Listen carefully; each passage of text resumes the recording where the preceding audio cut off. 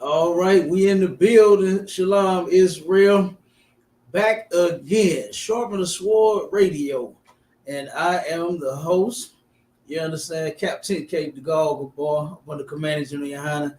And you know I got my main man, Officer Maishala. That's my other host. Maishala ATL in the building. All right. Yeah. In the building. Okay, let me get this comment in the chat real quick. And how? Let's see. Was everybody at Juneteenth? Did anybody go to some Juneteenth functions? Anybody out there that went to some? Oh, we got the Trooper MD on the clubhouse as well. We on fan base. We on the Instagram. The TikTok will be up in a few minutes. We'll be able to go live on there again. All right, we finna get it on. Okay, we about to get it on. We got Officer Abana Zor in the building. Shalom, Mike. Give us what's up. Shabbat Shalom, Shabbat Rakatah. Yeah, right. What do, Cap? You got What it. y'all? What's going on, Officer Bond? Yeah, how about you? A little bit up. Just a tad off. Just a little. There you go. Damn, right there. Move it over a little bit. There you go. Did it. Yeah, you gotta make sure that crown right. Con, sir. I had a brother ask me yesterday, man, what is this significant? We was at the Juneteenth down in Kansas City. What is the significance of the crown? I said, brother, we royalty. You understand? We all royalty. You can go in the scripture. This is how the priests dress. You understand? With studs and afros and braids and crowns on their heads, boots. You understand? Right. Of David everywhere. Okay? That's how they dress. That's how we got down. I said, we bringing that back into school. Brothers, hey, I got to get in. I got to check y'all out. So Lord, brother, come on in. Come on, drop on in. Yeah, we had a good turnout, man. You know what? It was not as big as it normally was. You know what I'm saying? Like it normally be. The crowd was, man. I'm telling you, hey, my Charlotte, didn't we do the show? Hey, the wrestlers took over, man. They hijacked it. Dang. Hijacked it, Bob.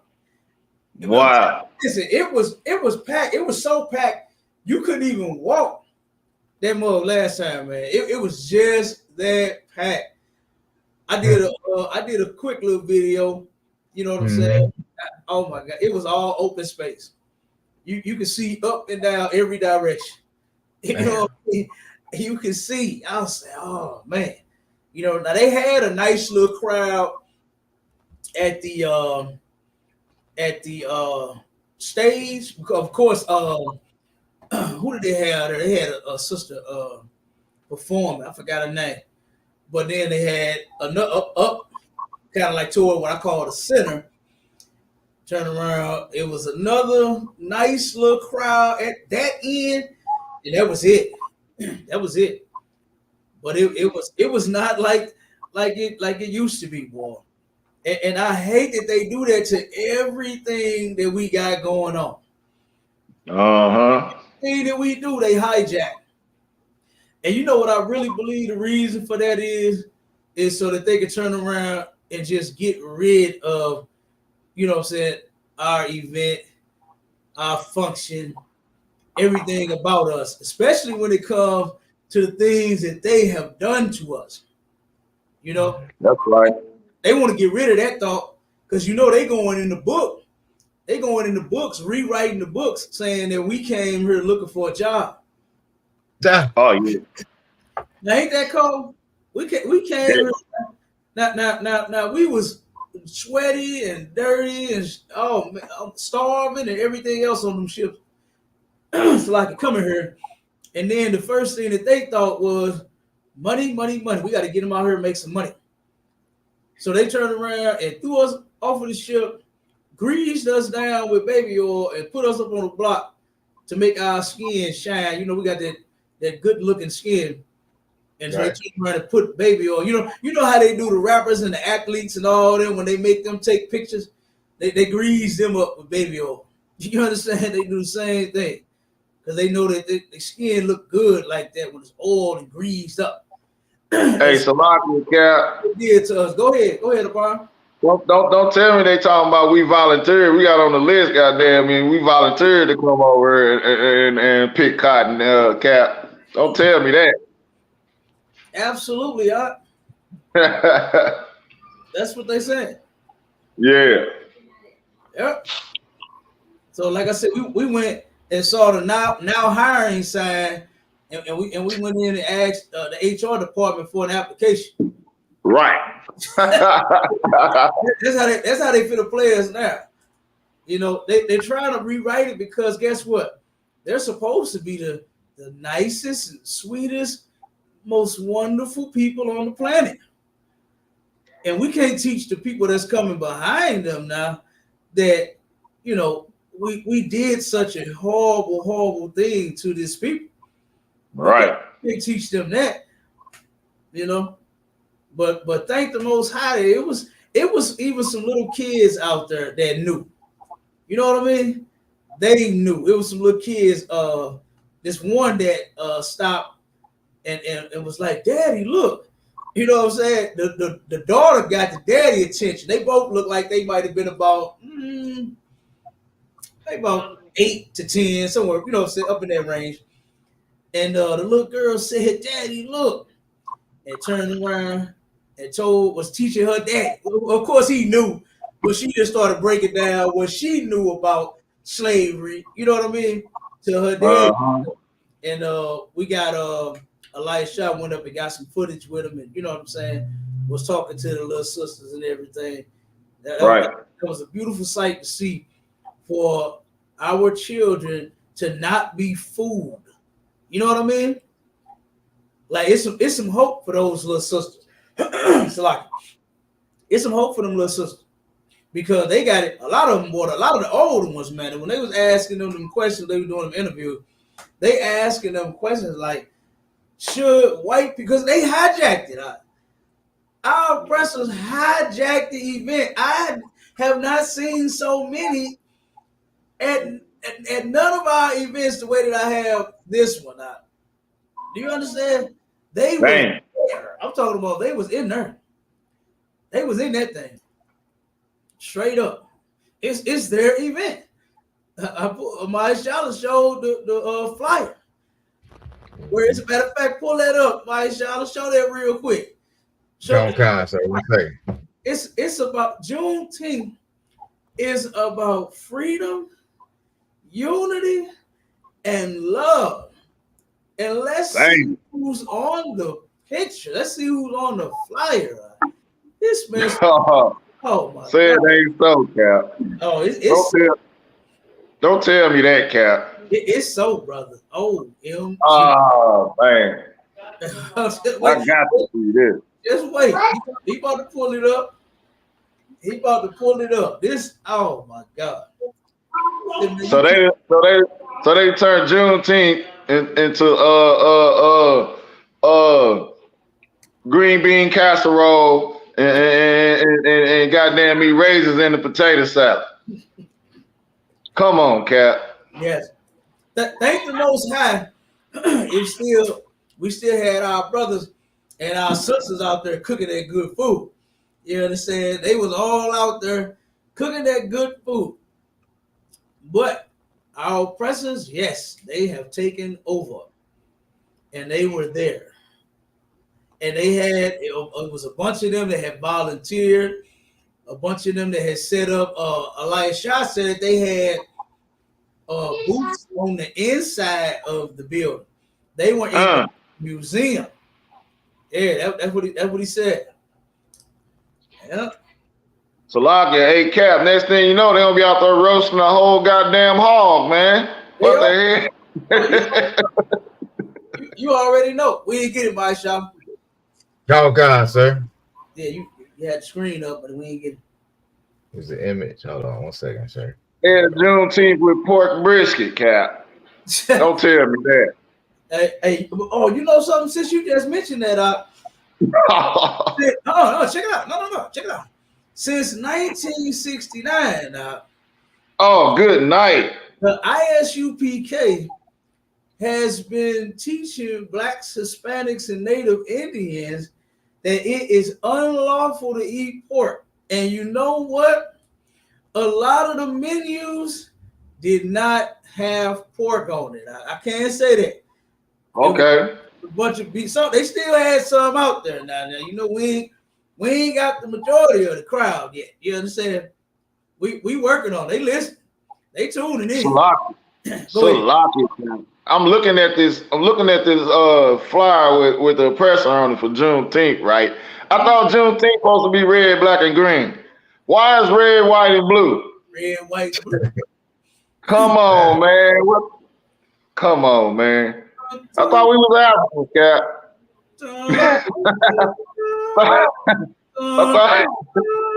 Why is it's red, white, and blue, Cap? That's what it's about. It's about, you see who the freedom and the unity and the love is for? Who on the flyer? Damn. Who on the flyer, Obama? Man, they might as well put some purple in on that too. Hey, Cap. It's like if I could. Go ahead, Marshall. Hey, Cap, look where it say Juneteenth. That's where they got the green. They got the pro-black. You know how they do them sweaters with the letters like that. They got that in there. Then you see the green, yellow, and the red. You see it? That's crazy. That's crazy. Hey, that is crazy. But yeah, hey, that's how they do it. That's how they do it. Hijack everything. But like I said, I can say, you know, I was actually impressed with my people getting away from that hog. It wasn't a whole hog out there. You know what I'm saying? Because like I said, we this is why we got to keep doing the work. We can't let up off of. We can't let up off the Most High's laws, statutes, and commandments. If we do, like I said, our people gonna swing all the way back. Because we their only hope. We are blacks, Hispanics, and Native Indians, last and final and only hope, man. That's it. If we don't do it, it ain't gonna get done nowhere else because nobody else is doing it. Nobody else is doing it. So we turn around and something else that I thank the Most High for. You know what I did? You know what else I did not see? I did not see a bunch of dashikis, man. Oh yeah. Now that was beautiful, boy. Oh, that was real beautiful. I didn't see none. I didn't see no dashikis nowhere. Nobody had on a dashiki. And that I was really impressed about that. I said, well, goddamn, boy. The work that Commanding General YAHANNA has been putting in, the other generals and the captains and the officers and the troopers and even the sisters, guess what? It's paying off. I didn't see one African attire nowhere. I didn't see nobody dressed in nothing African. Sisters was looking good. Brothers was looking strong. You understand? I didn't see no African nothing. So like I said, I kind of enjoyed the event. Because usually it'd be Africa everywhere. Cap, you going live on TikTok, sir? Con, it's that time? Oh yeah. Let me go live on. Yes, sir. Yeah, but I was impressed, boy. I was impressed.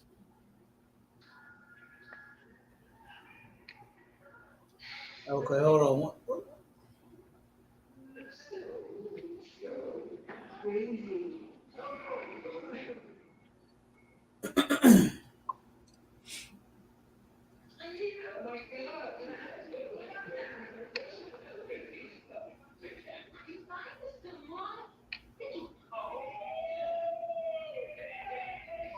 Oh, why they Troy line.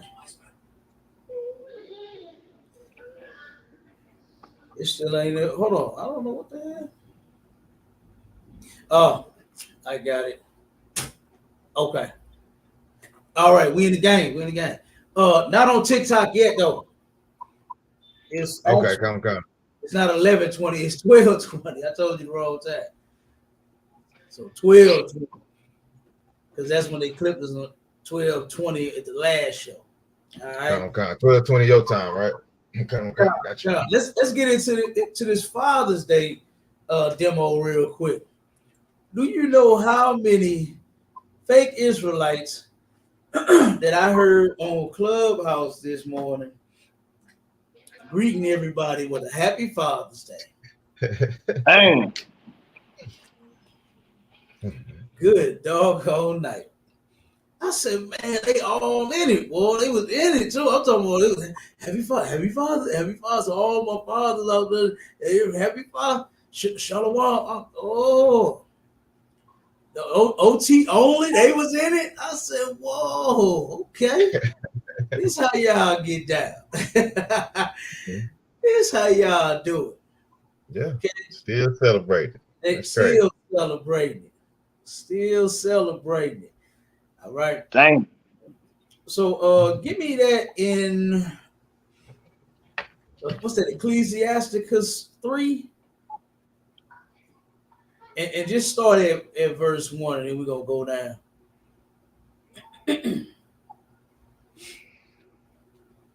All right, come on, sir. The book of Ecclesiasticus, chapter 3 and verse 1. Hear me, your father, O children, and do thereafter that ye may be safe.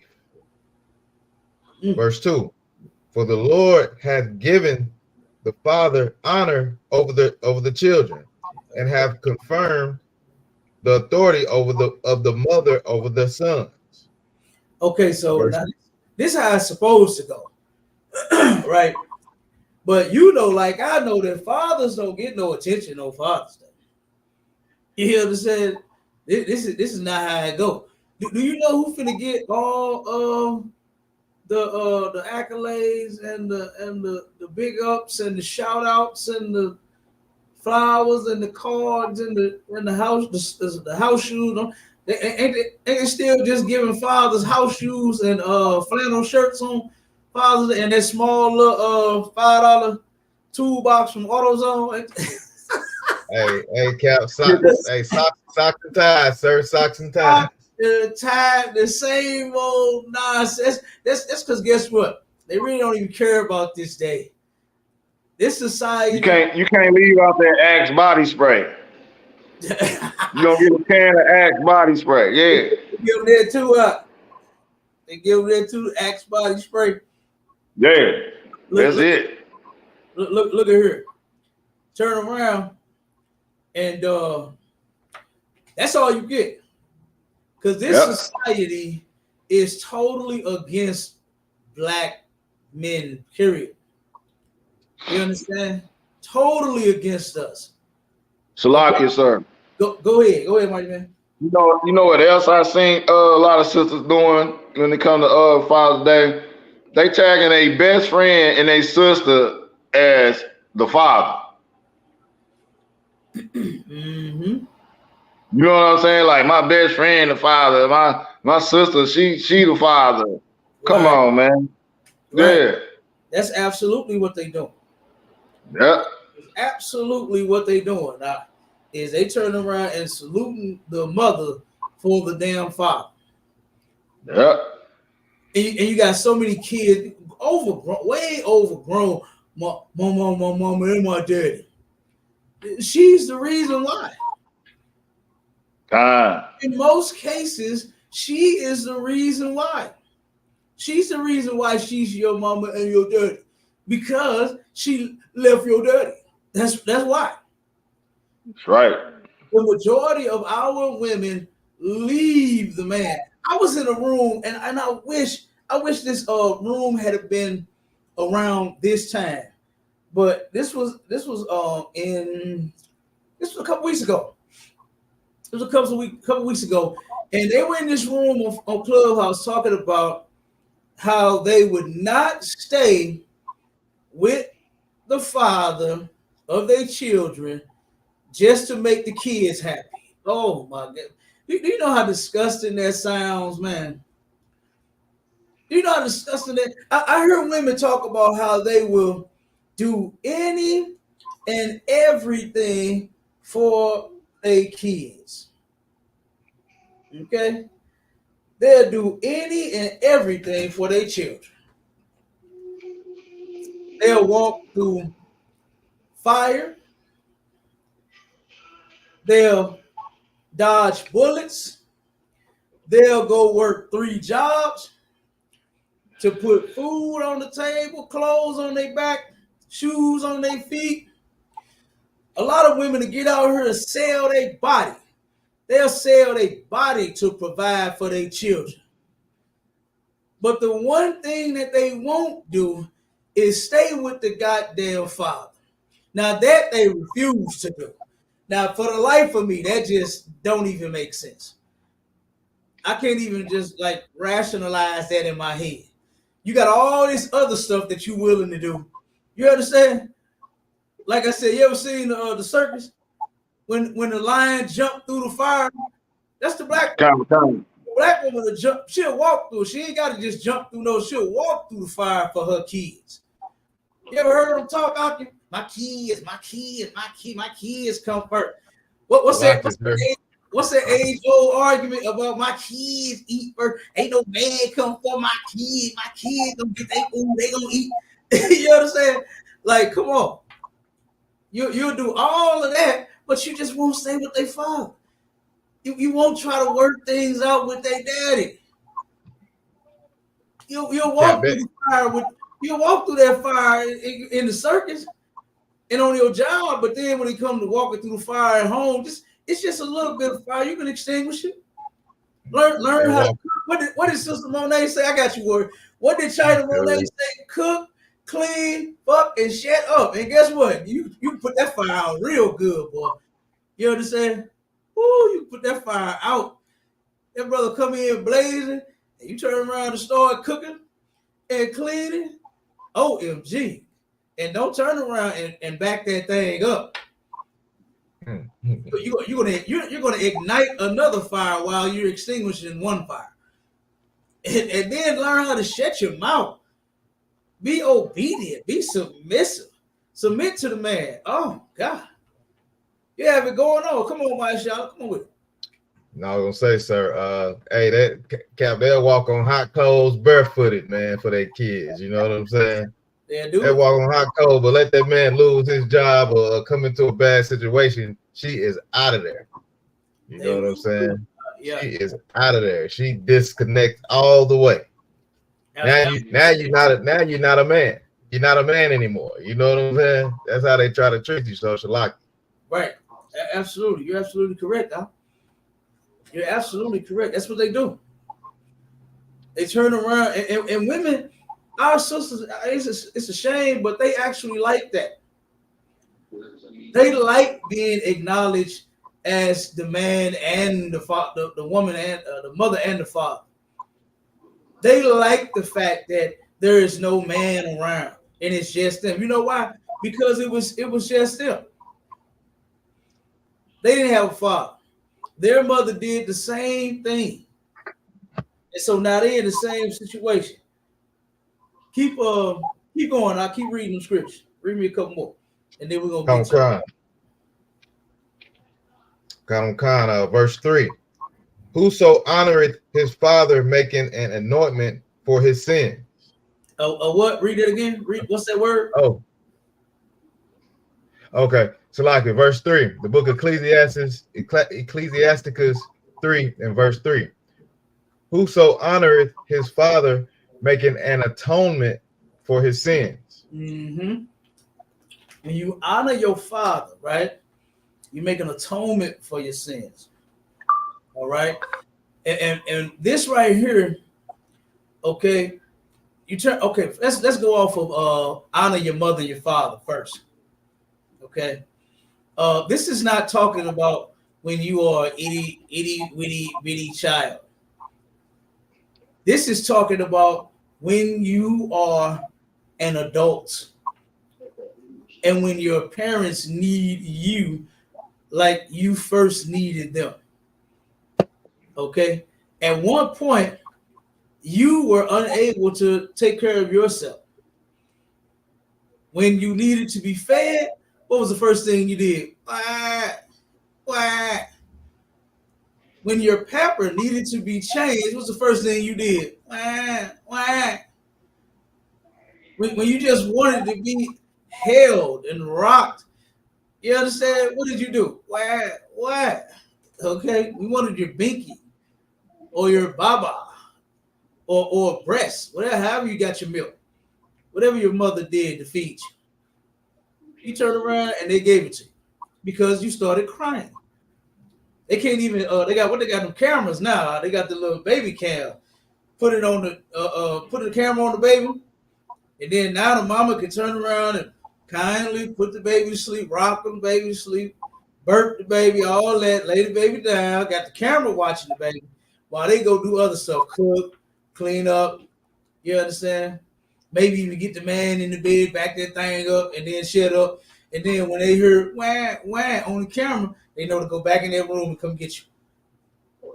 But at a point, your parents, your father and your mother is going to turn around and need you. They're going to need you to take care of them one day. One day they're going to need their pamper change. One day they're going to need you to pick them up out of the bed. Right. They're going to need you to sit there and do the airplane. Open wide. You got to feed your daddy like that one day. You got to do the airplane on your daddy. You know what I'm saying?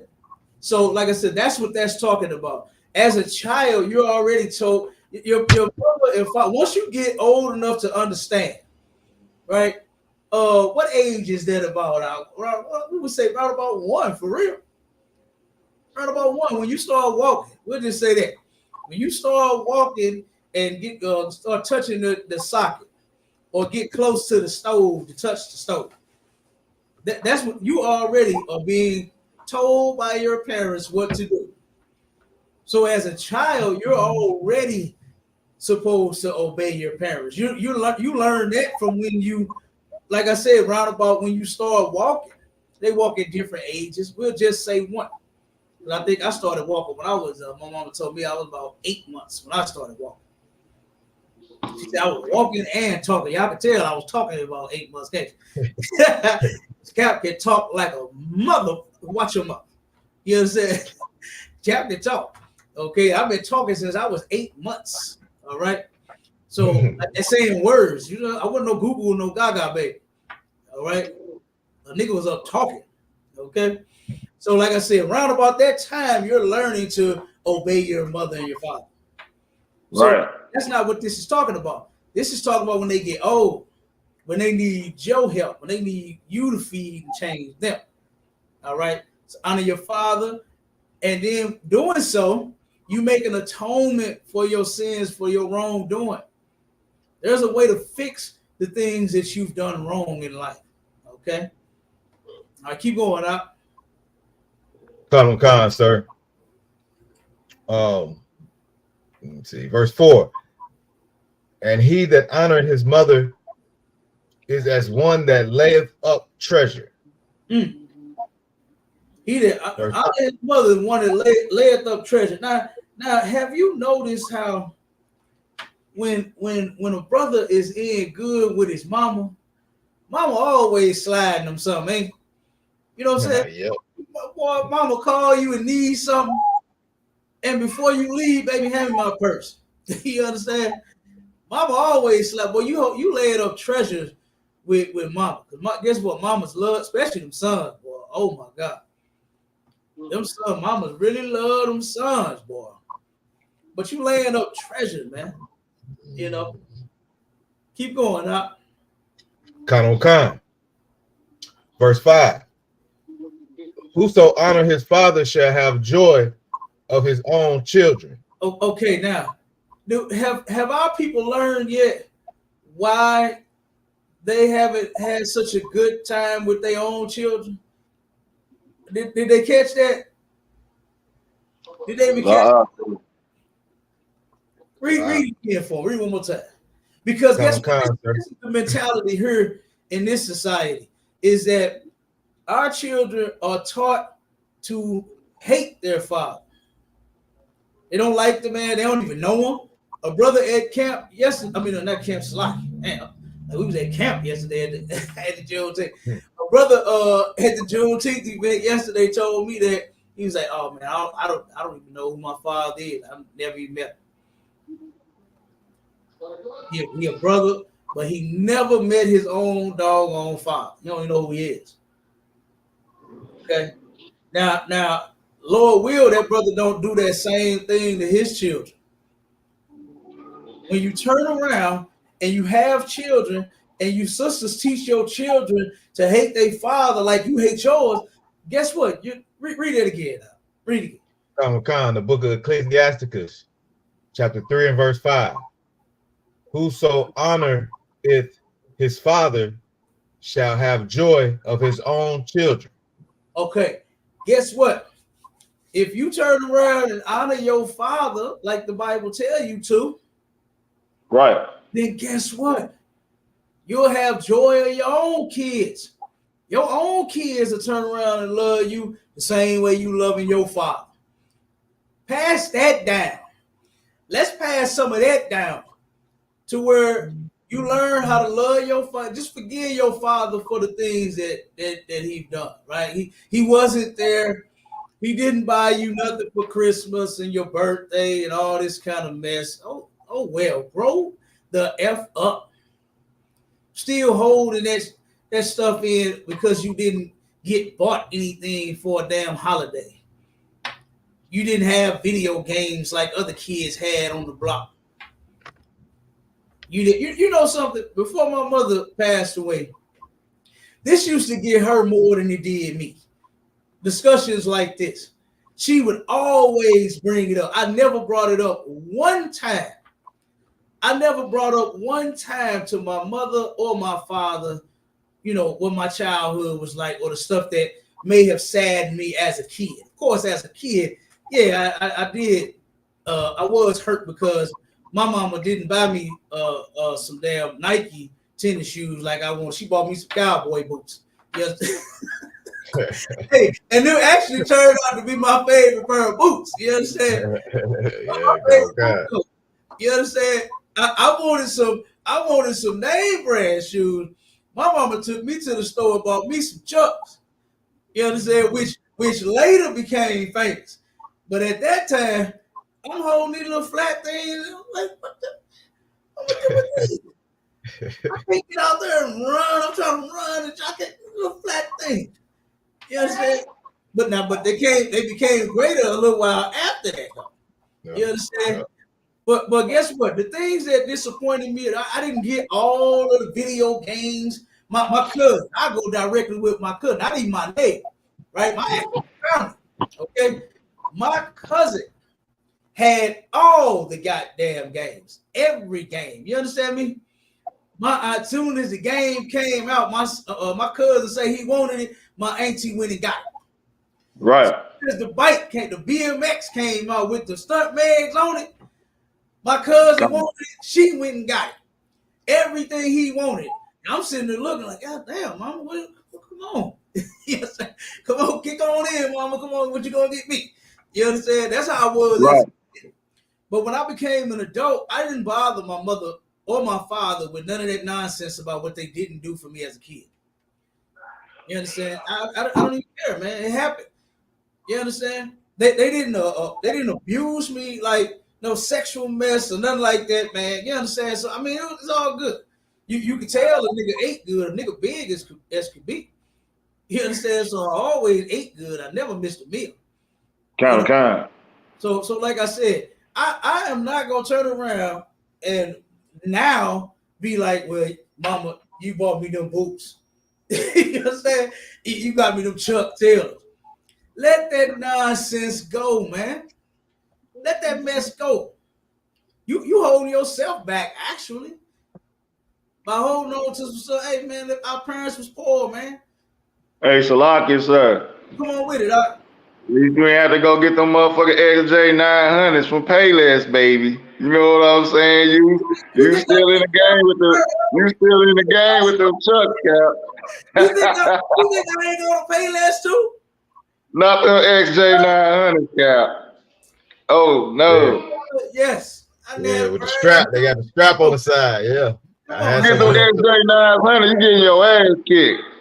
It didn't happen. Now ain't nobody with my ass over them, but they showed me about it. I ain't gonna lie, they drove me about them goddamn things, boy. But but boy, hey, listen, and my cowboy boots. Hey, they talked about me so bad with my cowboy boots. I walked around school with with my socks on. Now, I ain't gonna lie. Yeah. I took the boots off and said, "Fuck it, I'm gonna just rock my socks for the rest of the day." Okay. Yeah, that's not bad. And you know, you say St. Louis, boy, they're dry you here in the loop. If you can't jump, hey, and after that, Obama, hey, I had to learn how to jump. Yeah, you hear me? This happened in about, I want to say like the 3rd grade, if I ain't mistaken. 3rd or 4th grade, boy, I got Jones so bad about my damn boots. Man. I walked around in my sock, boy. My mama whooped my butt about my socks. But why your goddamn socks so filthy? Yes, I walked around in those socks. Okay. But after that, well, I learned how to Jones, boy. I was smoking them after that. I wasn't even worried. Yeah. I wasn't worried about it. I had to learn how to Jones then, boy. You'll get your feelings hurt around here. You don't know how to Jones. Okay? Yes, sir. But guess what? All that stuff happened, man, and I never mentioned that to my mother. I never bothered her with that. You know what I'm saying? I didn't even want to tell her when I did it. I just walked around with my socks on. I ain't gonna tell her nothing. You understand? But like I said, learn to forgive your parents for whatever it is that you may have went through, man. You understand? Right. Don't be holding that mess in. Okay? Don't turn around and an adult. You know how horrible that sound, man? To hear an adult complaining to the parent about what they couldn't afford, what they didn't buy them. You understand what I'm saying? Like, that is insane. I didn't heard that before. It sounds so childish, man. It's terrible, you know. And like I said, I never did it. I never held on to any of it. And it used to hurt my mother. She used to say, son, well, I know I didn't have a lot of money to do this with, and I couldn't buy you that. I could, Mama, I'm good. Mom, we cool. You know what I'm saying? We have a nice time here. You understand? We chill. We'll be eating or whatever out, something like that. Hey, Mom, we good. We chill. Go eat your food, baby. We straight. I ain't worried about none of that. You understand? Right. None of that bothered me. And you shouldn't let that bother you so bad. You understand? To where, you mad at your daddy because he ain't buy you nothing for Christmas. Mad at, you know what I'm saying, your mother because, you know, she had to work, you know, and couldn't spend adequate time with you like what you may have wanted. Let that go, man. Let that stuff go and move forward. Okay? You may not be able to fix the past, but you could definitely have a good present and a good future. That you can do. You can fix whatever that was, let that go, and move forward and have a decent time. Or if not, if y'all just can't repair it, just leave it alone then. You understand? Don't hate each other. Don't deal with each other. And then just keep it alone. You know, hey, Lord be with the both of you. Okay? But definitely don't be holding on to this mess. Okay? Keep going out. A couple more, then we're going to get to it.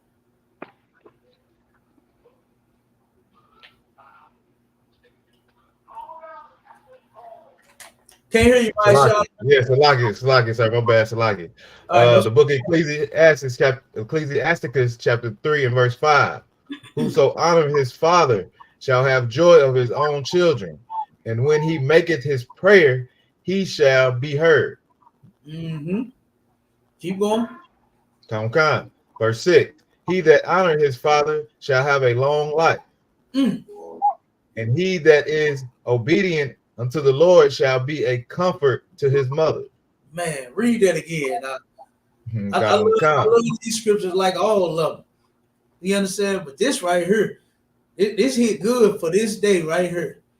To help our people learn how to, you can celebrate your parents at any day, man. I ain't talking about no Father's and Mother's Day. I'm just saying, if you appreciate them for the things that they've done for you, hell, if it's July, if it's December, you understand? If it's January, regardless of whatever month, whatever day, whatever you feel like it, you want to take them out to eat something, do it. You want to buy them something nice, do it. Right. Nice for them. You want to cut the grass. Your pop's getting a little old. He's let me go over and cut the grass for my dad. Right. Go over to cut his grass, not on Father's Day. You want to barbecue? Don't go buy no barbecue utensils just because it's Father's Day. You know, Daddy like barbecue year round for real. You know what I'm saying? Come on, go. If it's September and you got the feeling to grill, go grill your daddy something. Or get damn right. The grill. Say, hey, Pop, because you know most men that's what they are on the grill, boy. They on that barbecue. You understand? Hey, Pop, you feel like barbecuing, or you want me to barbecue for you? However y'all want to do it. In September, man. Whatever day, whatever month it is. Not on Father's Day. Because this you don't do. You don't honor your father at no day. You don't do it no goddamn day. Like I said, this society is totally against you actually loving and appreciating your father. Totally against it. This is why you have replaced your father with your mother. Your mother is not your father, man. Stop being an idiot. Stop being stupid. Stop being childish. Your mother is not your goddamn father. That's right. She never have been, and never will be. All right? So now if you really want to honor your father, you really want to learn how to do that, you really want to celebrate your father, then guess what? You come in here. You come in ISUPK. We'll teach you how to love your father for real. Damn right, Cap. You got to do that. Because guess what? The black man needs some love too, though. Damn, why his kids can't love him? Right. Why is it that it's only love for the mom? And Gentleman Hyman broke down that so excellent on Mother's Day. Oh my God. I was like, God damn. You know, you're always right, but I was like, damn, General, you're right. He turned around and he said that for some odd reason, you are like forced to love your mother and never forget that nobody takes her place. Well, you only got one. Do that even make sense? like your wife don't take the place of your mama. Your wife didn't. It's a totally different feeling. You understand? That right. lovey feeling I get when I'm with my wife, I ain't never had that feeling about my mom. Right. Never seen my mother nakedness, never desired to see her like that. But when it comes to my wife, ooh, I can take it off. You understand? Totally different feeling. So why are they driving this stuff in your head about you only got one mama? You better love your mama. Why are they doing that? This society is backwards, man. Kind, son. The Bible says to honor thy father and thy mother. It don't say just one. It don't say just one. And I know you got, and a lot of you have found out that you have reason to turn around and hate your mother. Yep. Oh my God. I done had so many people out that turn around and come and found out what their mother did and why they ain't know their daddy, why the daddy stayed away, why daddy was never around. Oh my God. And it hurt their feelings, man. Grown men, right, dying to meet and know who their father is. Asking the mother, who is my dad? I had one sister told told her daughter, don't worry about who that nigga is. That's what she said. That was she said. She hated him just that much. Told the girl was dying inside. You understand? Wanting to know who this man was. And this woman did not think that it was important enough for her to know. And this society just grinds this into your gears, man, for you to turn around and just, you only got one mother. You better love your mama. Anytime you see anything, if you check your woman, they'll say, would you talk to your mama like that? You know what I'm saying? Right. The comparison is, I mean, that my mama ain't the one out here doing what she doing. It's like, I don't control my mama. Daddy got that. You understand? I got this one right here. But they compare it to your mama. Would you talk to your mama like, why are they doing that? And that's because this society is backwards, man. They don't want the black man to get no love from his own damn people and his own damn children and his wife. They don't want him to. That's why everything that they do here is against us. Not everybody. It ain't against everybody. It's against the black man. The majority of it. You understand? It's against the black man. That's what they aim at first. Right. Christ said that in the Bible. You can turn around and bind the strong man. And what did they bind the strong man with? And the strong man is the father. What they bind him with? Crack, heroin, alcoholism, unemployment. You understand? They done bound us in so many kind of ways. It ain't even funny. This is why it's more important for us to come together versus us being one-sided. Just all for money. Just all for the women and children. When it's supposed to be about the whole family. We get that mess from this society. They only put women and children's clinics in the hood. Right. Go to the counties, go to their neighborhoods, and you see family clinic. That's what you see there. Right. That's what you see there. You see fertility clinics in their communities, but in ours, what you see? Abortion. The abortion clinics.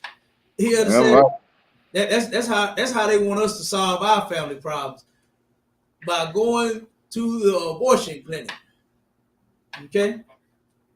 So, like I said, you honor your father and your mother, like what the Bible say. Not just one.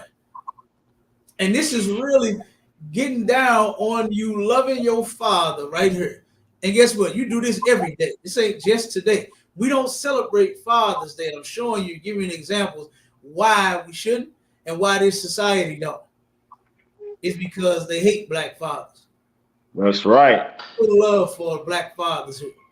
When actually statistics say, about find that statistic for me about how great the black fathers are. It's an article out there. We didn't pull it before, but it's an article out about how excellent black fathers are. And the percentage of, I forgot what it was. I forgot the article and everything. It's off the top of my head, but it's, what was the title of it?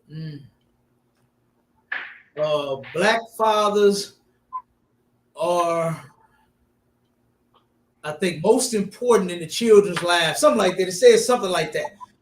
Type that into Google and see what come up. And see if you can find that for me, Warrior. Go ahead, Mike Shadow. Keep reading. Khan, sir. The book of Ecclesiasticus, chapter 3, and verse 5. 6, Salakia. He that honoreth his father shall have a long life, and he that is obedient unto the Lord shall be a comfort to his mother. Damn right. So honor your father, and you get long life, and he that obey the Lord, you understand, is obedient to the Lord, shall do what to his mother? And he that is obedient unto the Lord shall be a comfort to his mother. A comfort to your mother. You understand? Guess what you ain't gonna be doing if you are obedient to the Lord, talking about some, you have a collect call from Andre. And mama on the other end, boy, what the hell did you do? As soon as you pick up, mama come get me.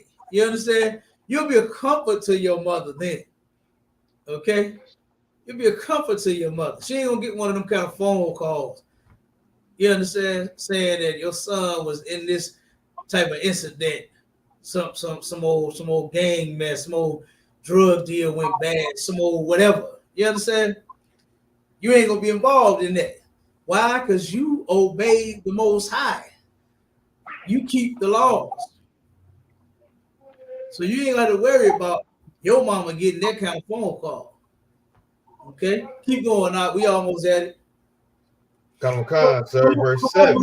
Come on, Mr. Stats. Look, Bob be getting them statistics, boy. I know he's finna get them. Come on with it. Go ahead, Come on, sir. Verse 7. It says, he that feared the Lord will honor his father and will do service unto his parents as to his masters. What? Read that again. Come on. The book of Ecclesiasticus, chapter 3, and verse 7. He that feareth the Lord will honor his father and will do service. He will honor his father. Slow it down. You understand? He will honor his father.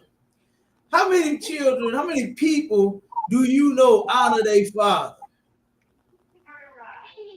And let somebody that's watching answer that question for me. Come on in the chat or come join the live. The link is in the chat.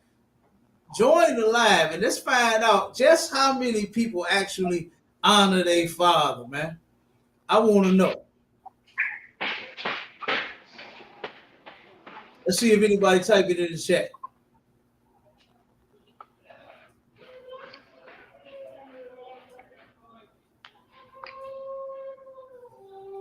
All right.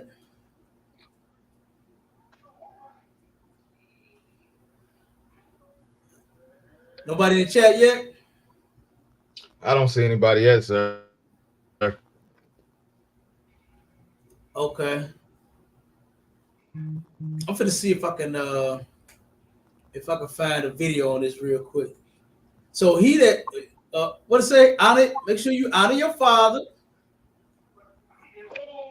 and do service to your parents. Meaning take care of them, man.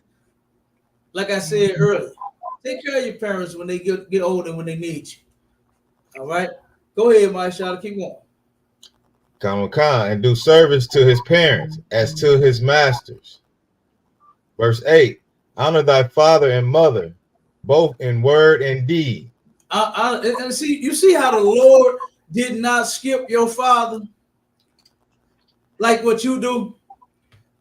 You see how the Lord said, read it again. Come on. Honor, verse 8. Honor thy father and mother. Slack.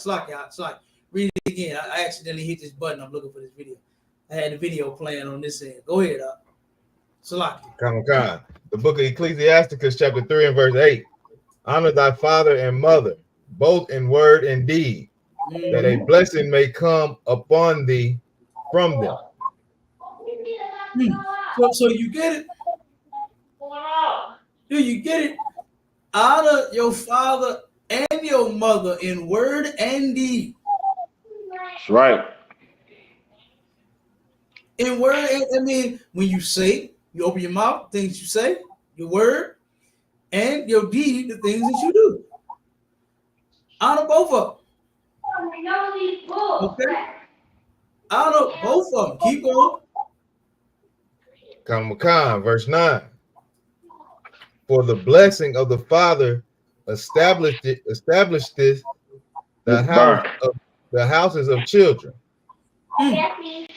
But the curse of the mother rooteth out foundation. Okay, I don't think they heard it. I don't think they heard that. Read that again. Come on, the book of Ecclesiasticus, chapter 3, and in verse 9. For the blessing of the father establishes the houses of children, but the curse of the mother rooteth out foundation. The curse of the mother rooted out the foundation, man. Honor your father. That establishes the children. Your father's presence will establish you. You need your your father and your mother, not just your mother, man. You need both of them. And guess what? Having the father around, that will turn around and establish you as kid. You'll be a lot better off, man.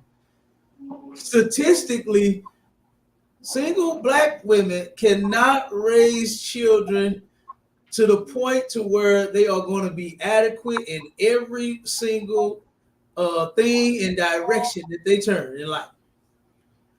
Salakia Cap. One second word. Statistically, it's the other way around. Single mothers have been destroying their children.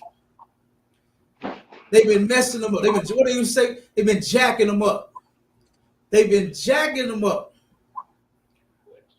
And the statistics show this. But guess what? We ignore it. We ignore it. That's the curse of your mother. When your mother leaves your father and then go look for another man to be your father. And then somehow or another, somehow this new guy comes in and he starts touching on you when your mama is at work or sleep or leave you with him. Trust you. Ain't been knowing you for nothing but 2 weeks. And all of a sudden she need a babysitter and you the one. The new guy is the one. Then come find out later on as a teenager or a couple months from there, you done been touched on by this new father that you thought was so great. Right. Like that's almost all of them short. I just don't understand it. I just don't understand why they sweep this kind of stuff under the rug instead of just actually doing something about it, which is staying with the father. Stay with the father. The woman's supposed to build that man up, not turn him down, destroy him, and make him a deadbeat, and say that he ain't SHIT in front of the kids and all of this, dog the man out. And then guess what the children learn? They learn to do that same thing. I'm gonna show you the curse of the mother. But go ahead, Abba. I found one of those stats you was looking for. It says the members of Congress joined a policy meeting to tackle negative stereotypes of black fathers. U.S. House of Representatives member Frederica Wilson of Florida's 24th District organized it with support from Omega Phi Psi fraternity and researchers involved with the Centers for Disease Control study that found black fathers more involved in their children's lives compared to other racial groups. Whoa, wait, what did it just say? Now the whole time, your mama got you believing that your daddy ain't shit. And what are they saying? And you know they love comparing us to other races. We always get compared to white people and how right is around his child's life and he don't leave his woman and he ain't got no other woman and he there with his woman, he there with the kid and he buying the kids bikes and he playing ball in the yard. I hear that all the time, man. I done heard it so much, boy. I'm like, God damn, dude. I never wondered why these men didn't want to stay in women's lives after I used to hear the things that they were saying to them. At one point when I was a little young, I used to scratch my head and wonder why don't these men want to be around these women? You know, I'm like, she's beautiful. Look at Miss Jones. Look at Miss Johnson. Look at Keisha. You know what I'm saying? Look at Felicia. She's beautiful.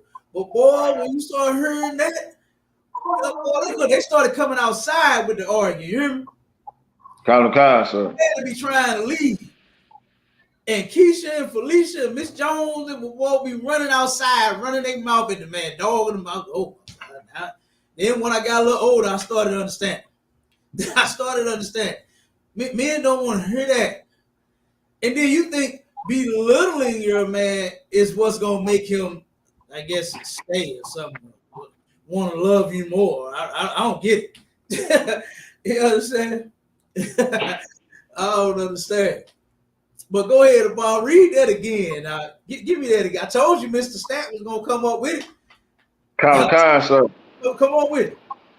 Members of Congress joined a policy meeting to tackle negative stereotypes of black fathers. Now they turned around and came together to see if this is actually true, what these black women are saying about the father and him being a deadbeat, and he ain't no good, and he got other kids by that other woman, and all that nonsense that she be saying to you. You understand? Right. Let's see, is it actually true? That's what they came together to do. And what did they conclude upon? They found that black fathers more involved in their children's lives compared to other racial groups. Come on, man. Like what? Like why are they? Read it again. Read that one more time. I know you got. I'm gonna let you do your thing, but I'm just stuck on this one right here. Because what started going through my head was everything I started hearing black women say about black men, and I got overwhelmed. It was so much womp going through my head.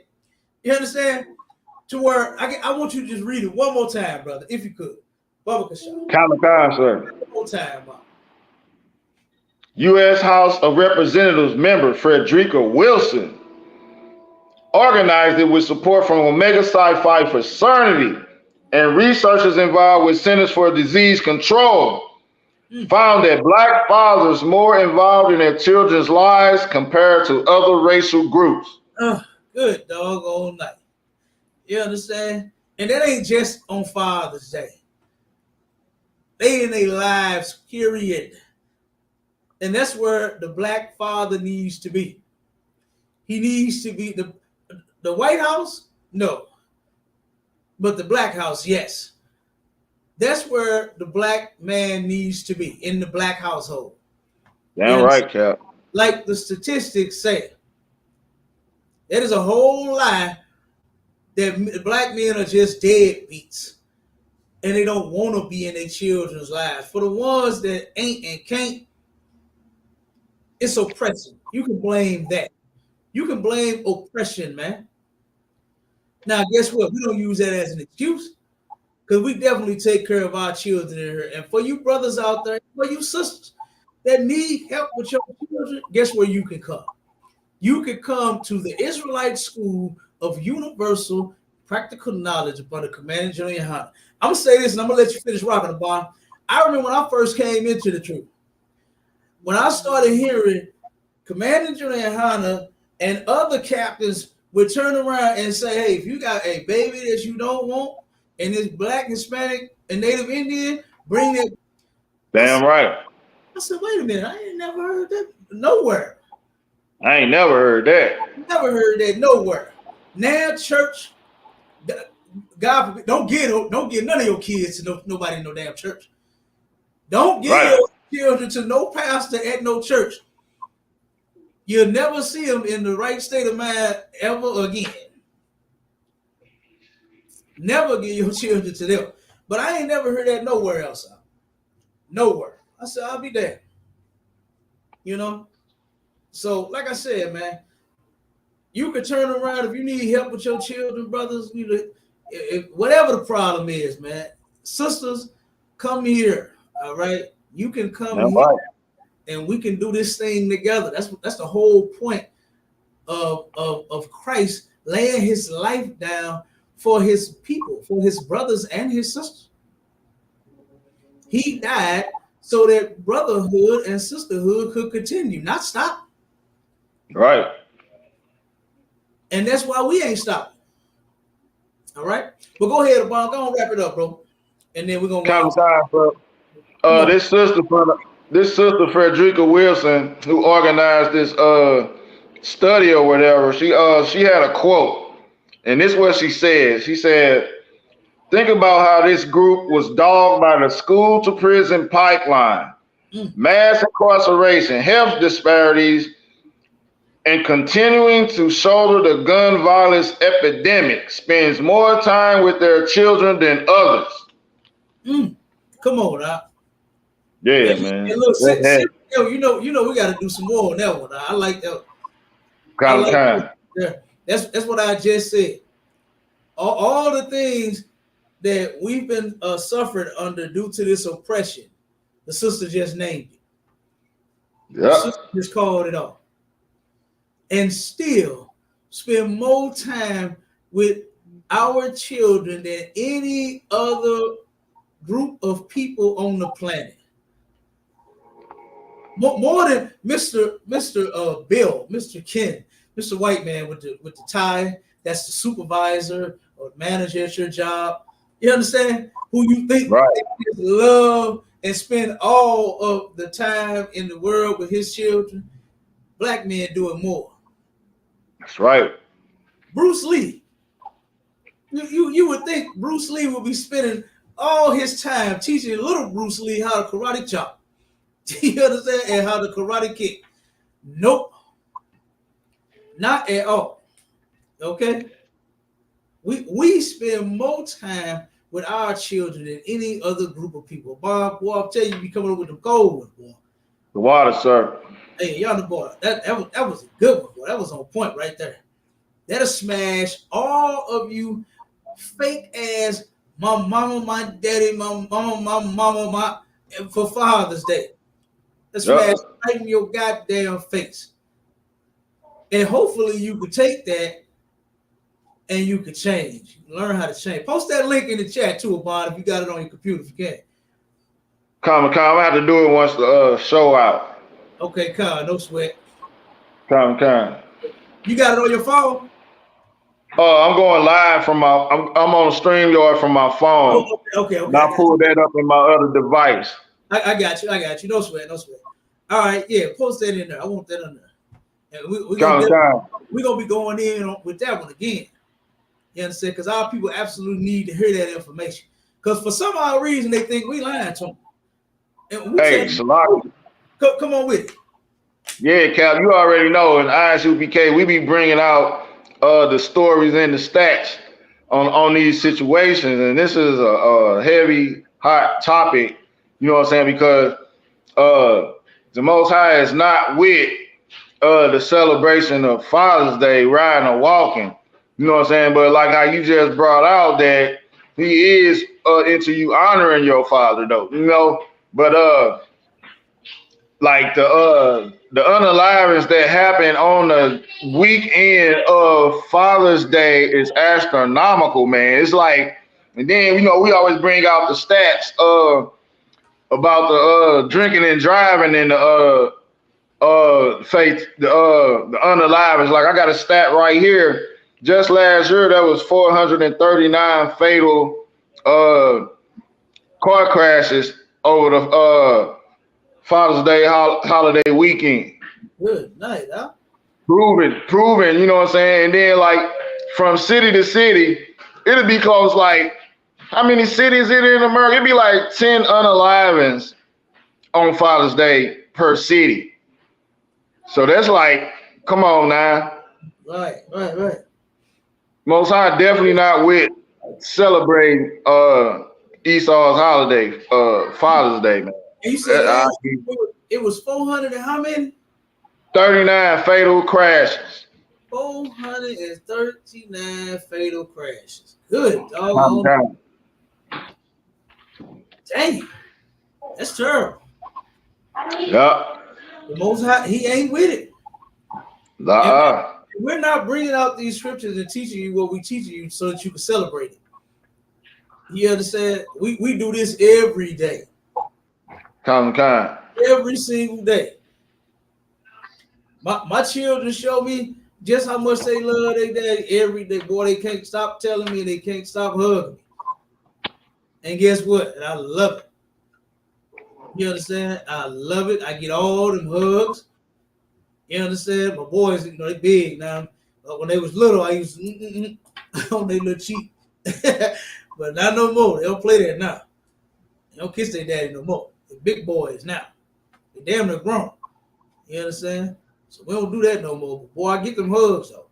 You understand? We dap it up and salute, and I get a hug. Okay. Yeah, Salakis. Come on with it. The stat. Let me get the stat correct. Okay. Out of it was 439 fatalities. You know what I'm saying? Uh-huh. Of all the crashes last year.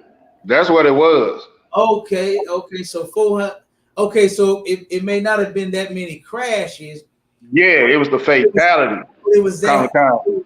It was that amount of people that ended up unalive due to, and pretty sure probably drunk. Common.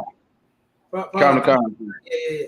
Okay, got it. I got it. Okay, most high price. Let me play this real quick video, and then we're gonna jump to the topic real quick.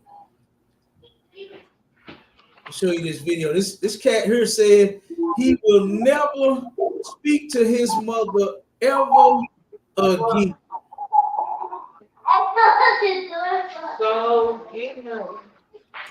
All right. Lock it, Cap. You can go on TikTok now. It's 122 here, 1222 there. God. All right, I'm gonna play this video a little bit. But this brother, he was he's 26 when he found out that his mama lied to him about his daddy. Anywhere from 5 to 30% of the general population, men are raising and paying for children that are not theirs and don't know. Where's my father?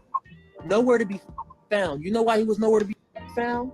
Because I just got a relationship with him a few months ago. Because my mom told me my dad wasn't to keep me away from my dad. I'm 26, bro.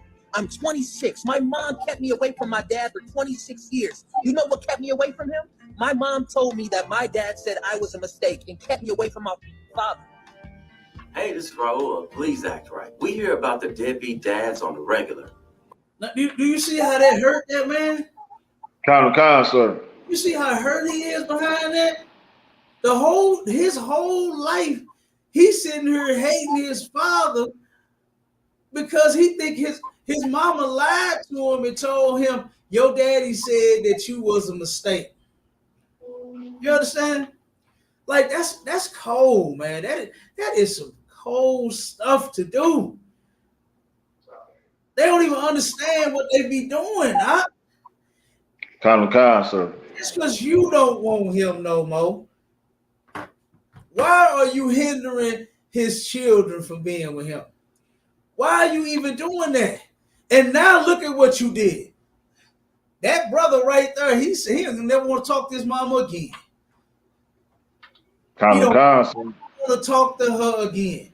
Now he's building a wonderful and loving relationship with his father after 26 years. Oh my God.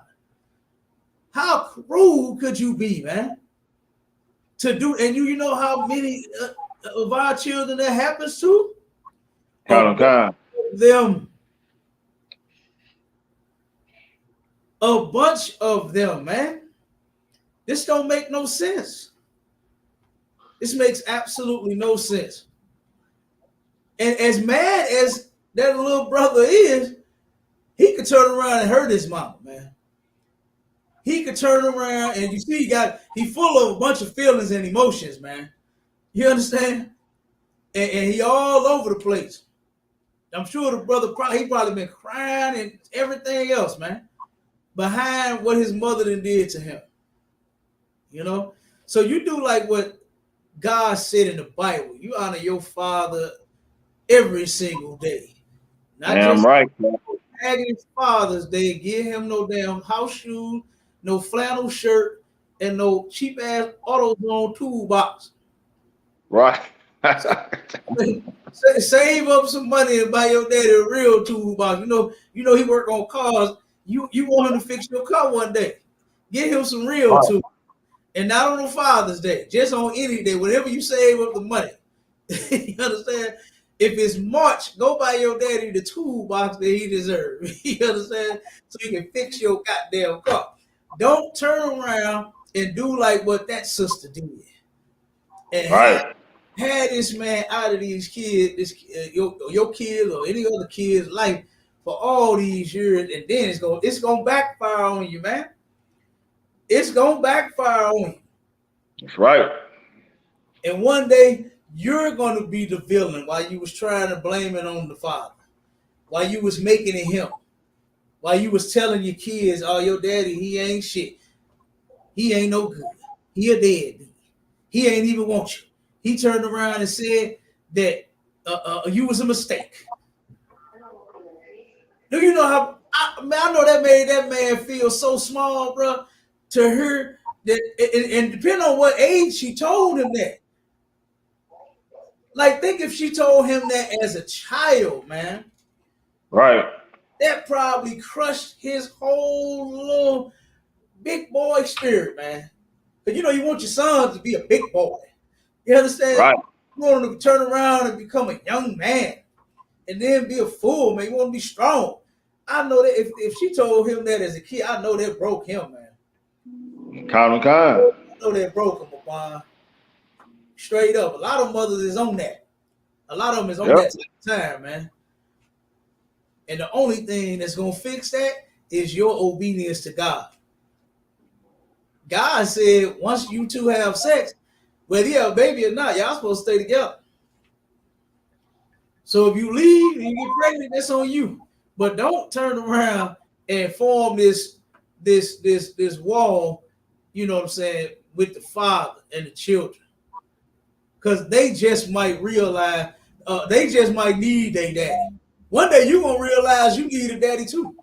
You might not know it because you're on your high horse for whatever the reason. Well, what's their reasons? About they got a job, they still using that. Yeah. They trying to get a career. They trying to get a career. Right. and then when they come home from that job every day, they bitching about it. Absolutely. Right. Because they ain't got no help with the kids. That's right. Ain't got no help. They realize they need something. But let them tell them they got it going on. They don't need nobody. All they need is their kids. Well, bitch, what do your kids need? Think about what. Not you. Okay, we already know what you need. You need every damn thing. What do the kids need? Your kids just need their father, man.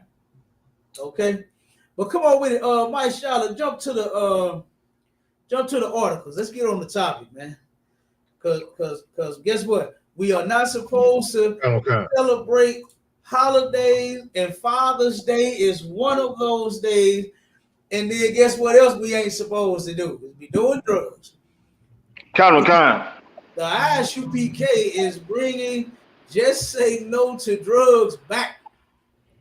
All right, we bringing that back. Just Say No, and today is the Gucci Mane edition. You understand? I actually like Gucci Mane. You know what I'm saying? My cousin, man, he turned around and moved from St. Louis to Indianapolis. And he actually he was trying to he moved out of there. I mean, moved out of here and went there. And then next thing I know, he wants to be a damn music producer. This is my cousin. You understand? He want to be the manager. He want everything he got to do with the money. That's what my cousin wanted to do. He wanted to do all that, right?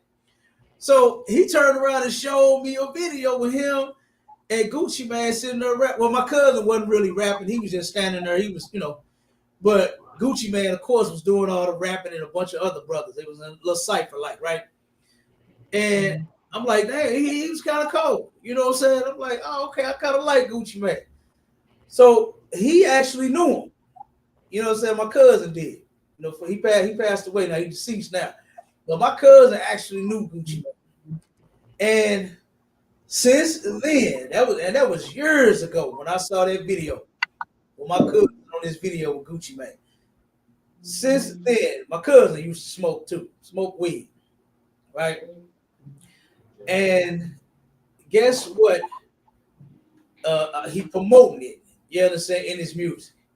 Okay, and now 2 of his artists have passed away due to drug overdose. Get that. I think it's the first article.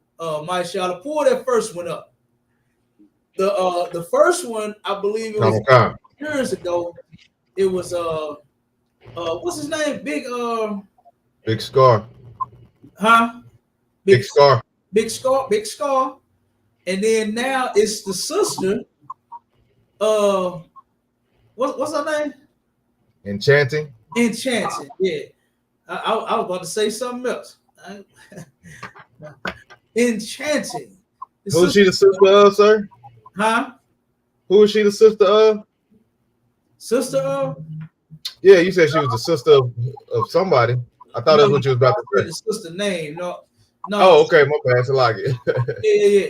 I was about to say her name wrong. I didn't want to get it wrong. But no, she was signed to Gucci Mane, his label. The new 1017 label. She was signed to him. You understand?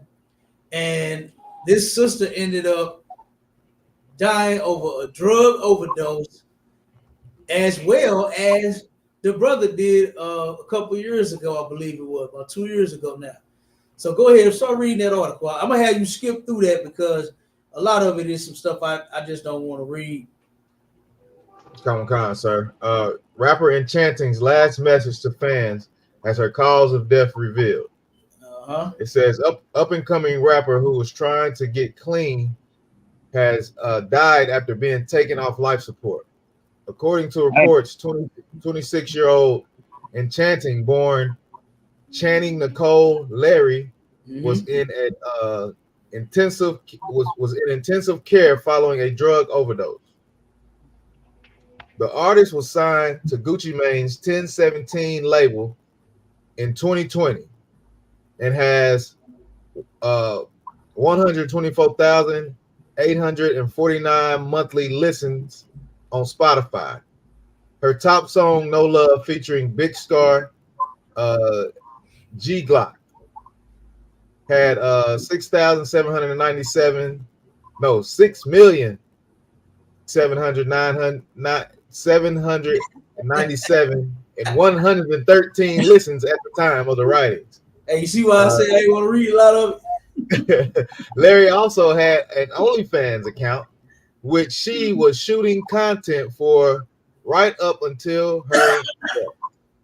Hey, skip down to the next one where it's a representative from her management team. A representative from her management team who confirmed her death on Tuesday evening told the Shade Room that Larry was suffering from withdrawals. She came to my house the last 4 days to get clean. She tried her best, and I did everything I could to help her. She tried, they said. Okay, stop right there. I want to go to the next article now. Go to the not the give me the one on the drugs. But this person said that she tried to get clean and they tried all they could to help her. But they did not take her to the hospital. And see, this is the problem with us using drugs. Is that you know what you want to do when you start getting sick? And you know what others do that help promote the use of drugs and get high with you and all of that? You know what they do? They turn around and try to hide it. Right. They hide it. Instead of getting her some real help, you didn't try to do everything that you could to help her. If you did, you would have turned around and you would have got her to the hospital. That's what you would have did. If she came to you suffering so bad from withdrawal, you would have got her to the hospital. That's what they would have did. But you know what? Guess what?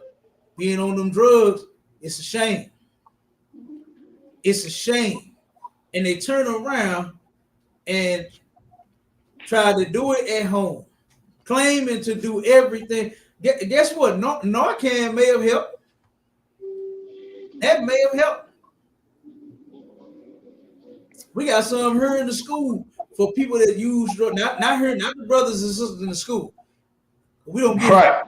Just saying, if we was to see somebody outside, because we have organizations, you understand, that we didn't turn around and had outside in our food line or giving out you know what I'm saying, they drug information, the Narcan and all kind of stuff, condoms and every damn thing.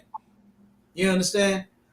Trying to help keep our people clean. What's going to get you clean is keeping the laws, statutes, and commandments of the Most High God. Damn right, Cap. No condom, not no Narcan. You understand? And his laws and his rules for you is to not be nasty, not be on drugs, not be a whore or a whoremonger. You understand? To turn around and keep it clean. All right. So in the next article we're gonna read, I want to go in on the drug. I want to bring out a few facts about it. You understand? Read me that article out. The one that says harmful fentanyl, about the fentanyl. Yeah, come on. Yeah, give me that. Come on. Fentanyl facts. Overdose signs to look for and how you can help save a life. Mm-hmm. It says story. Real quick. This was in the sister's system. It was fentanyl, cocaine, and alcohol. All right. The same with the brother. Fentanyl, cocaine, alcohol. All right. And then after this, we're gonna go in on them rappers and how they promote this mess. You understand? How they promoting this mess in your songs. They're influencing you. Good God, almost everybody smoke weed because of all of the damn rap music that we make. I got 5 on it, half on a sack. What's the other songs? Mary Jane. And I ain't just blaming the rappers. I ain't just blaming the rappers. They're sipping on scissor. You understand? That's medication and a cough medicine and all kind of stuff. What else they mix with the pills and all kind of stuff, man? You understand? What you said was, Bob? We can't forget Lil John down in the ACL, man. The blow, the pills, the yak, the herb. We can't forget that one there too, baby. All of them. Hey, you got Fabo from D4L. I'm starting to see spaceships on Bankhead. Yeah. Oh yeah. He geeked up. You understand? Okay, that's what I'm saying. like the music and stuff influences you to go do that stuff. It sound, man, put that stuff on a nice beat. That song geeked up. That was my jam. I ain't never did nan liquor drugs. You understand? When I did smoke, I smoked like Bill Clinton in the office, getting. I was getting. I'm just playing, but but I didn't inhale. Yeah, you understand? Wrong song, Oxalaki. You understand? I didn't inhale. I don't know how to inhale smoke. I'm telling you, I don't know how to do it. Okay, but like I said.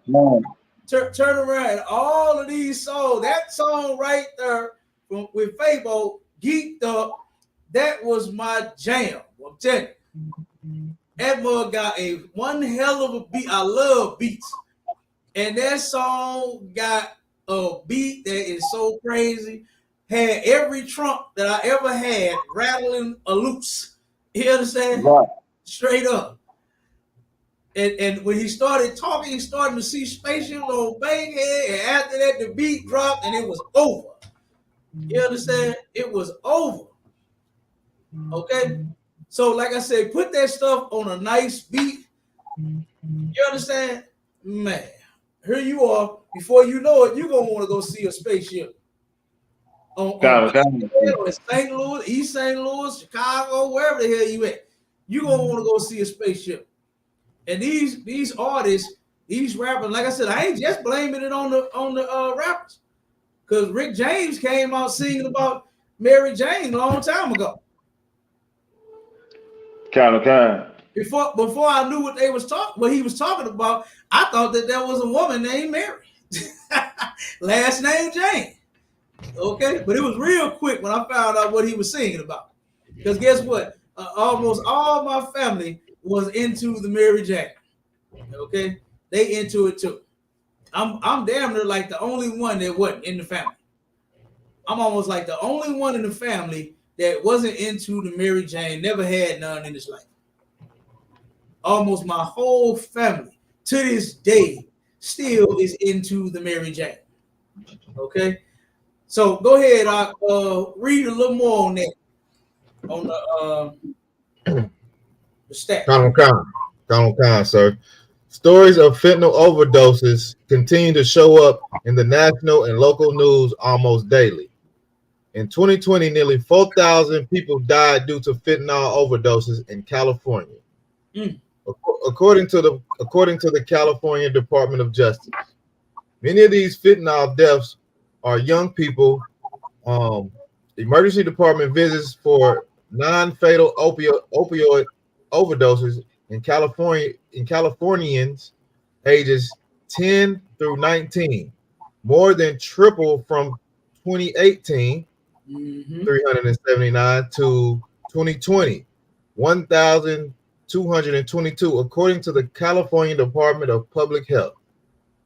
Fentanyl-related deaths for people ages 10 through 19 in California surged from 36 in 2018 to 261 in 2020. How can you protect your family and friends? We have some facts from UC Davis health substance abuse experts to help you learn more about fentanyl. It says, what is fentanyl? Fentanyl is a synthetic opiate made in the lab that is 50 to 100 times more powerful than morphine. It's approved to treat severe pain, typically acute traumatic pain and advanced cancer pain, according to the Center of Disease Control and Prevention. Right. And most people turn around and get that when they on their way out of here. You understand? They got that cancer, and they on their way out of here, and to help comfort them so they won't go through so much pain, they put them patches on them. You understand? And it has been a number of nurses here that then got busted for stealing the patches off for the people and selling it. You understand? It's been a number of them, man. This is ridiculous. They had a building. What's the name of that building on Linden? I mean, on Forest Park. It's an apartment complex. One day, was it 10 or 11 people that died, Bob? One day. Go ahead. How many was it? I think it was about 11. I think it was about 11 people. May have been more than that. I can't remember. We got to pull the article up. But right around the corner on Forest Park, 11 people died due to fentanyl overdose in that building. One building the same day. The same doggone day. When all it takes is, say around about 2, I think, millimeters to overdose. That's like half of a sugar packet in most cases. Salaki. Go ahead, Yvonne. It's ironic. It's right on the same goddamn corner as the abortion clinic. Yeah, right there. Right there. Yeah. Right there.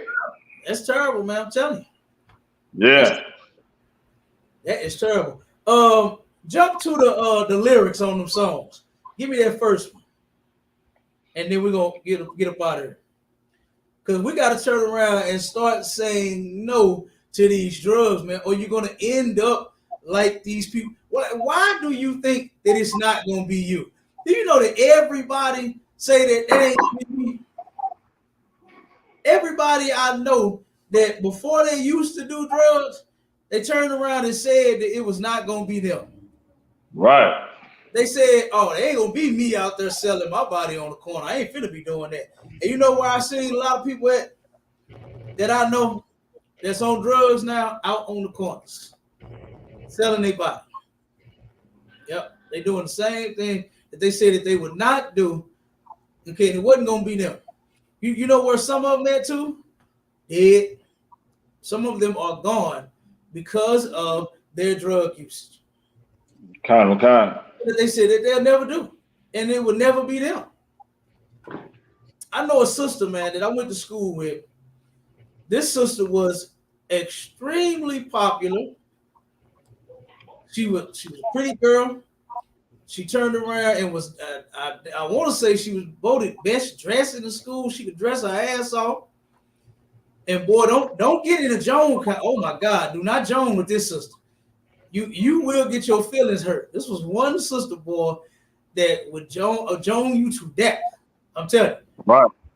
You'll be wanting to unalive her when she get through with you. I'm telling you, because she'll get you. You know what I'm saying? Good thing me and her never had the battle. Me and her was on the same side. She was cool as hell. But turn around, and this sister, I seen her some years after being out of school, and never would have thought that this sister would have been strung out on drugs. Teeth just as yellow and black, clothes just as big and dirty and filthy. I was like, oh my God. I could barely even tell that it was her. And I'm sitting there looking at it like, God damn.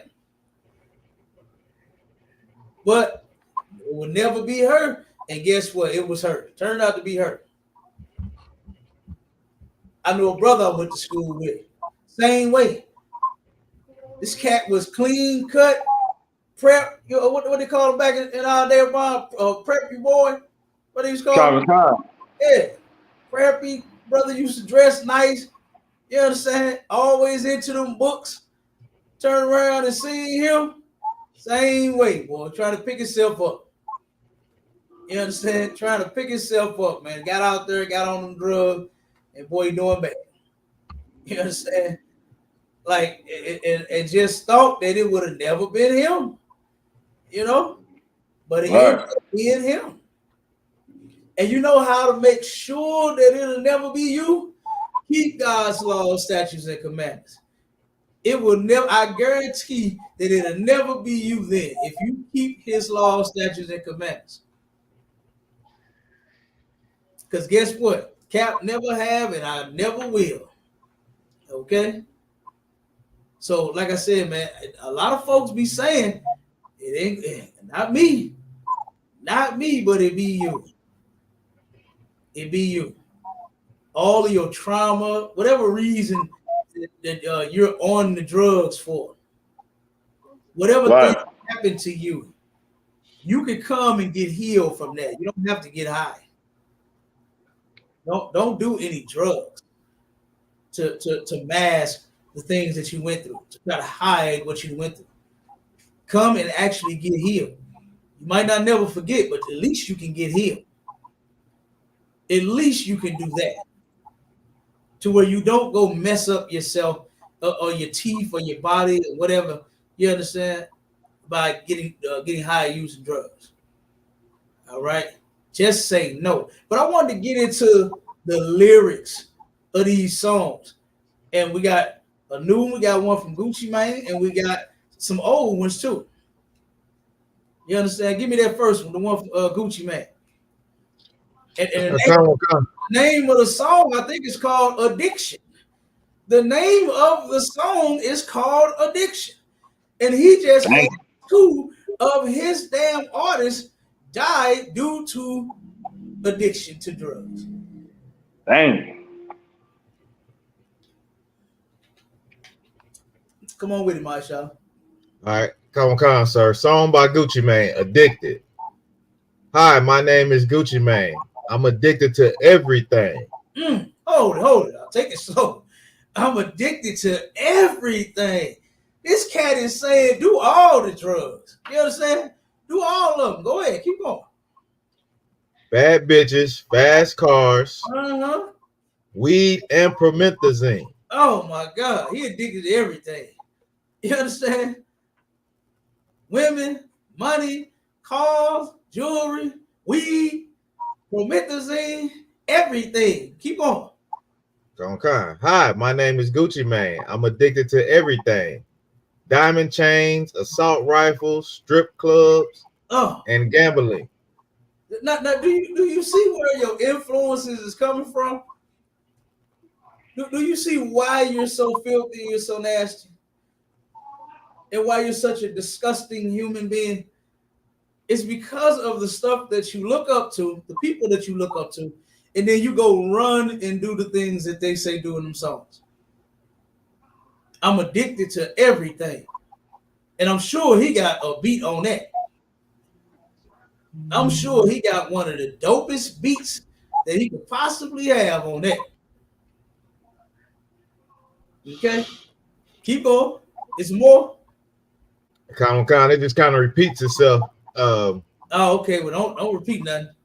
Okay. Is he saying yeah? That's probably the hook, I'm sure. Yeah, that's the hook right there, sir. So gambling. Then it says selling dope and tricking folks that run in my family. My daddy was an alcoholic. Mama, she's a junkie. Daughter, cousin, smoking crack. Good doggone night. See that?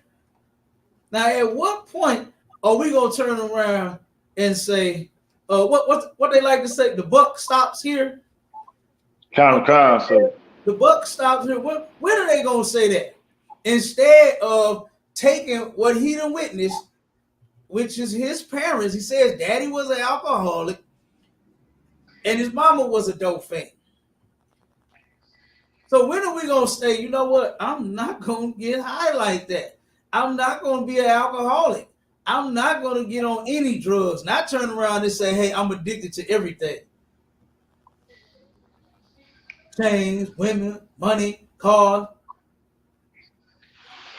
weed. When are we going to stop? Don't you see what the drugs have done to you? You don't see what your parents using drugs did for you? That's why half of you ain't got good goddamn sense right now. Because your mother was pregnant with you. She was using drugs. Your daddy was using drugs. Then as a child, they got you in the car, they smoking cigarettes. They in the house smoking them. They smoking them in the car. You about to die from secondhand smoke everywhere you go in your house and with your parents. You understand? Everywhere you go, there's nowhere to hide in none of the house. You understand? Because guess what? The whole thing is filled with smoke. And then you turn right around and become a junkie just like your parents. At some point, we should stop. We don't have to. What everybody is going to do? Be junkies? You see what the black community look like right now.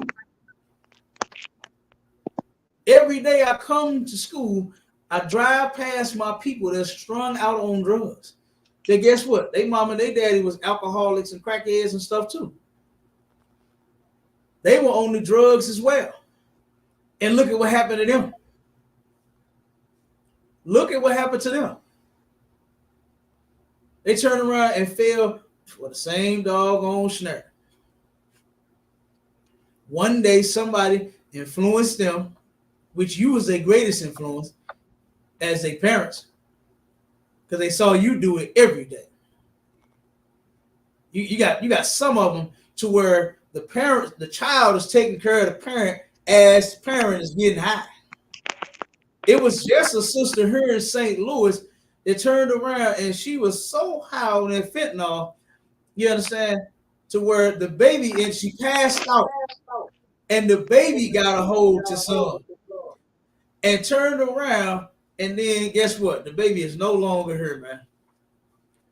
The sister woke up in prison.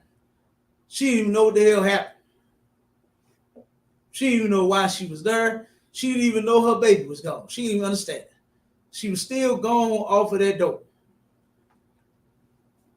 And here we are glorifying the use of drugs. Here we are glorifying getting high when your artist just passed away from what you rapping about. And I'm sure they was rapping about the same thing. I saw one of her videos. I was going to play the videos, but I ain't going to do it. You understand? Because they you can't be playing music and sharing and all that. So we just going to go over the lyrics. But the sister said in one of her lyrics about how she's addicted to them drugs. And she actually was. She actually was. And that was the thing that took her out of here. You don't see the problem with that? You don't see the problem with that? Oh, it ain't gonna be you, right? Okay. Give me the next song, my show. Come on, concert. Come on, concert, Slocky.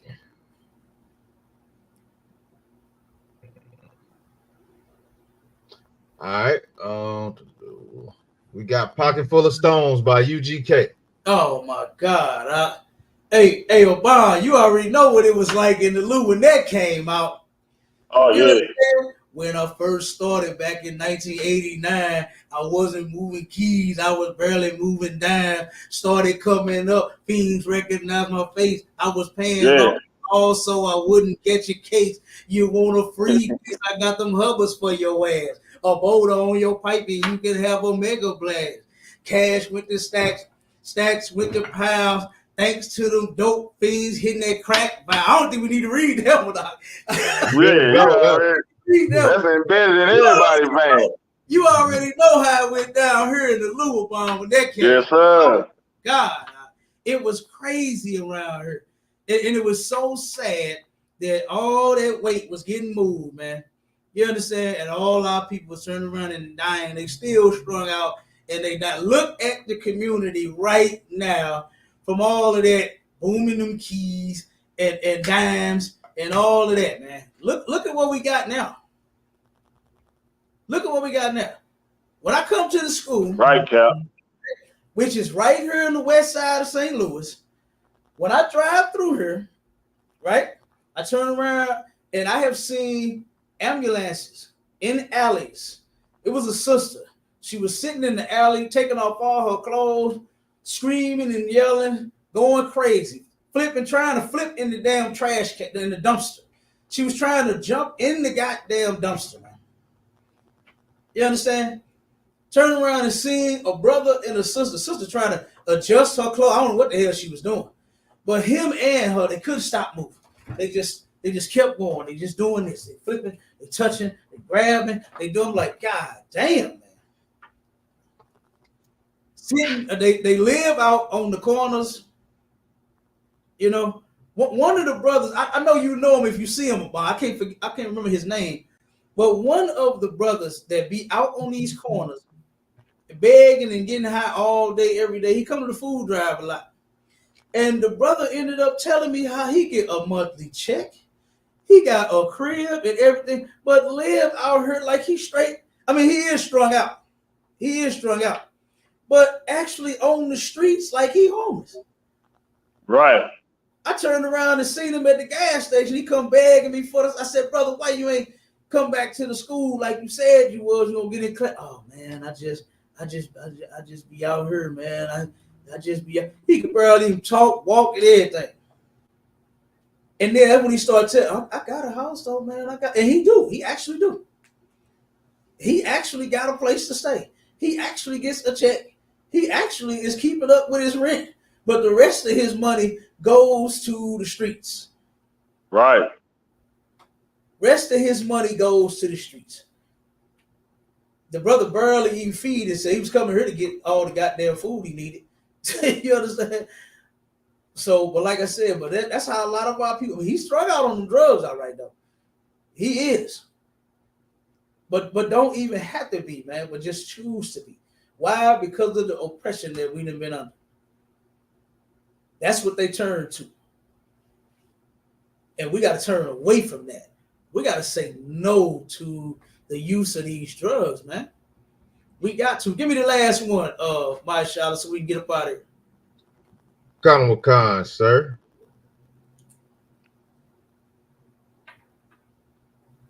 All right, well, this is crazy. We got a Dope Man by NWA. Oh, man. It goes. Come on with it. Yo, Dre. You waiting on me to rap number two? Nah, it was one said by a man. It was one said by a man who wouldn't quit. Dope Man, please can I have another hit? The Dope Man said, Cluck, I don't give a shit.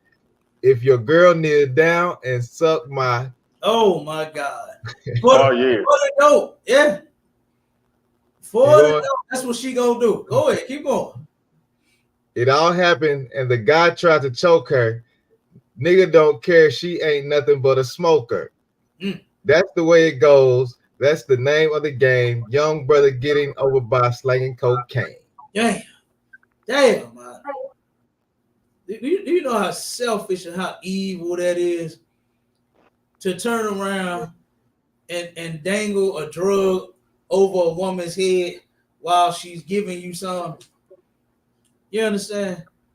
Like that is terrible, but that is evil. That is extremely evil.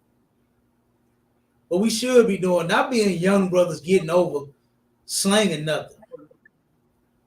We should be young brothers that got enough sense to say, man, this done destroyed a lot of my people. Just look around. Just look at your family. You ain't got to go too far. You ain't got to go down the street and around the corner. Look at the people in your family. Look at the ones that come to the family reunions. My cousin, I just went to my cousin's funeral Friday. And good goddamn night. I'm looking at everybody that's doing drugs in my family. And they looking bad. They're looking bad. They're getting worse and worse and worse. You know, it's terrible. And one day, guess what? Somebody's gonna be planning their funeral. They keep using them drugs, man. You know what I mean? So, like I said, Gucci, man, he ain't the first one responsible for putting the lyrics in a song. That wasn't the point of me making it his edition. I just wanted to bring out how it happened twice in his on his label with his artists, and that he still went and made that song about it. And I'm sure he's gonna make more. I'm sure he's gonna make more. I'm sure a lot of these are what's the other one?